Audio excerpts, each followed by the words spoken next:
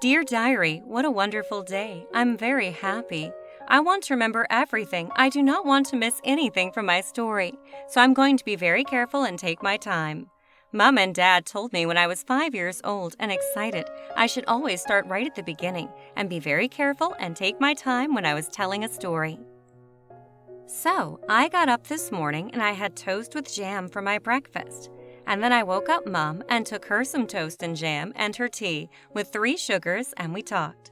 Mom asked what I was going to do today, and I said I was going to see my new friend Sandy, who is a girl that I like. Mom knows all about Sandy, as I am always talking about her, but I will tell you, Diary, as it has been ages since I wrote in you. Sandy is lovely and very beautiful, and she works in the cafe 3 streets away that Mom says is grubby. Sandy used to go to the same school as me, but she was in the year below, and I don't think she remembers me. Last week on Monday at 12:05, I had lunch in the cafe, and Sandy asked me how my day was going and how my mom was. She was nice and has a smile that people would say light up a room. People are not always so nice to me as Sandy is. Sometimes they can be quite nasty, but I know just to ignore them. I went back to the cafe every day last week to tell Sandy about my day and how my mom was, and she was always so nice and friendly. And I told Mom I think she might like to be my girlfriend. Mom said she wasn't so sure, but she also said I have to be brave and trust myself, so I'm going to do that. I have been thinking about Sandy all the time, and I found a nice place to wait next to the park where I can see her working through the cafe window. If there aren't any cars in the way, I can see her coming out of work at 9 o'clock looking tired. She walks the same way home every night and lives on the bottom floor of the flats on number 17 Acacia. She has blue curtains and a red door that used to have a knocker, but it has been pulled off. I'm going to meet her at her house tomorrow. It will be a great surprise to give her a present and ask her to be my girlfriend. But I have got carried away and lost my place. After breakfast, I went for a long walk and got shopping for Mom. On the way back, I found a black and white cat that didn't have a home, so I brought him home with me to look after him. Dogs are my favorite, but I like cats too, and it would be so nice to have someone to play with at home. I am always getting in trouble for this ever since I was little, as I hate to see poor animals that don't have a home. I remember when I was 7 years old, the first time I brought a puppy home. Dad said, "Get the F out of here," but Mom said it was fine if I looked after it. She said, "You found it, so it's yours." I was so happy to have a new cat, I decided it was a good sign that Sandy would say yes, so I went to buy her some flowers and watched her through the window at her work. She finished at 9 as usual, but I was too nervous. But that's okay, tomorrow will be the day. I am very happy and excited. I will write to you again tomorrow, Diary. It makes me feel better about things if I write them all down and have a good think about them. Dear Diary, what a terrible day. I will try not to get too upset.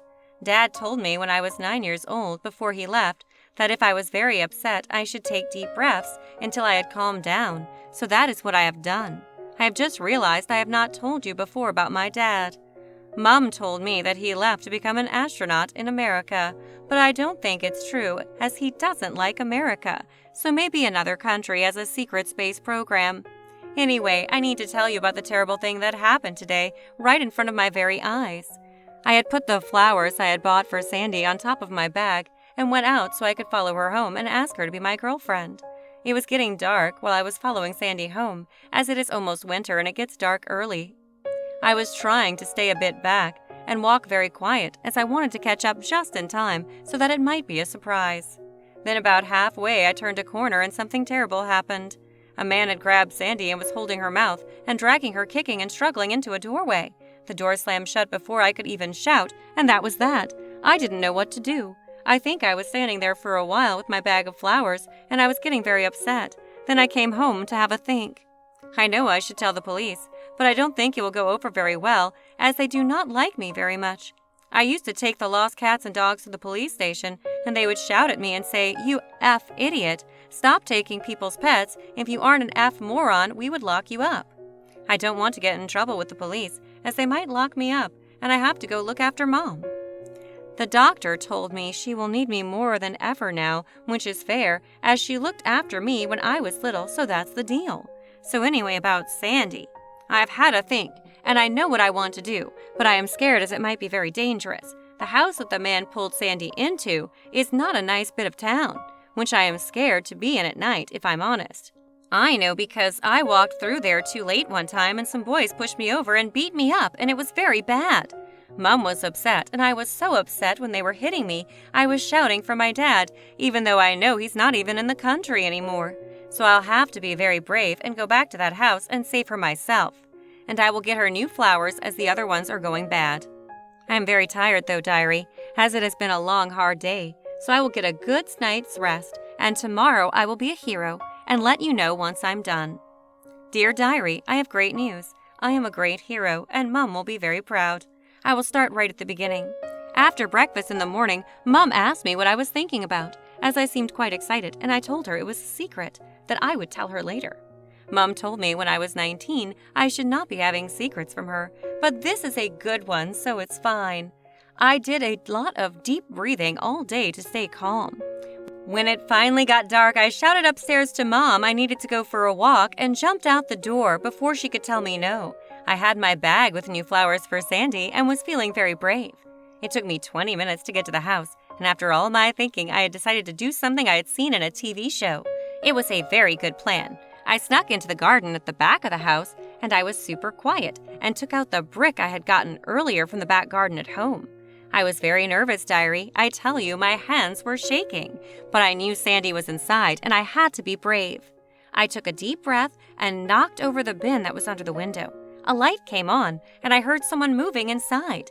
I stayed very still right against the wall, and when the man came out and looked down at the bin, I hit him as hard as I could on the back of the head with the brick. It was just like on the TV. He fell over, out for the count, and I didn't even have to hit him again. I pulled him inside and closed the door, and had a seat for a minute because I was so nervous. Then I heard Sandy. When I heard something which, when I went down to the basement, luckily turned out to be poor Sandy. She was all tied up and had a gag in her mouth. She looked confused when she saw me and was making a lot of noise. I said, Sandy, I am so happy to see you. I'm here to save you. It wasn't very nice, Diary. She wouldn't listen. She just kept making so much noise, and actually I think she was being quite rude. Sandy, I said, please be quiet. The other man is unconscious, but don't worry. Here I have brought you some flowers. She seemed to calm down a little, but she kept saying something through the gag, which I think was to untie her over and over. Sandy, I said, please stop. You are giving me a headache. Don't you like my flowers? Diary, she was so noisy, I started to ignore her and take my toys out of my bag and lay them on the floor. They were so shiny and looked lovely. She went very quiet after that, which to be honest was a relief. I told her I found you, so now you're mine and we can play. Dear Diary, what a wonderful day. I haven't written as much lately, as I've been sad about not being able to play with my friend Sandy anymore. But good news, I've met a new friend at the supermarket only this week. She is lovely and very beautiful, and I'm going to see her again today. Her name is Angela, and she works on the checkout, and she's always smiling at me. If I'm very lucky, she will be my new girlfriend.